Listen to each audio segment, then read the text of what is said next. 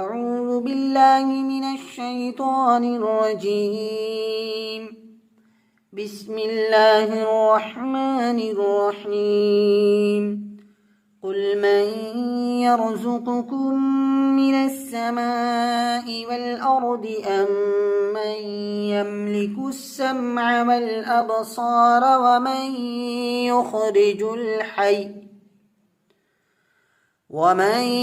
يخرج الحي من الميت ويخرج الميت من الحي ومن يدبر الأمر فسيقولون الله فقل أفلا تتقون.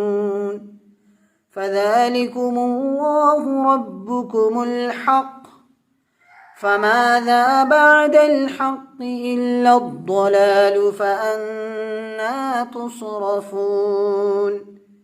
كذلك حقت كلمة ربك على الذين فسقوا أنهم لا يؤمنون. قل هل من شركائكم من يبدأ الخلق ثم يعيده قل الله يبدأ الخلق ثم يعيده فأنى تؤفكون.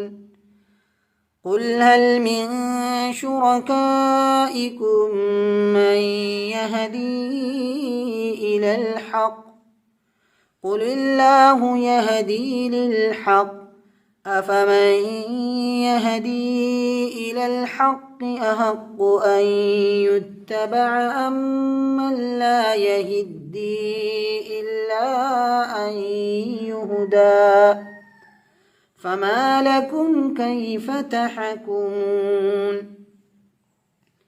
وما يتبع أكثرهم إلا ظنا إن الظن لا يغني من الحق شيئا إن الله عليم بما يفعلون. وما كان هذا القرآن أن يفترى من دون الله ولكن تصديق الذي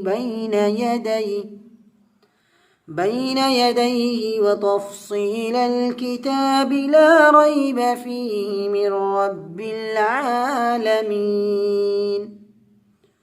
أم يقولون افتراه قل فأتوا بسورة مثله وادعوا من استطعتم من دون الله إن كنتم صادقين. بل كذبوا بما لم يحيطوا بعلمه ولما يأتهم تأويله كذلك كذب الذين من قبلهم فانظر كيف كان عاقبة الظالمين. ومنهم من يؤمن به ومنهم من لا يؤمن به وربك أعلم بالمفسدين. صدق الله العظيم.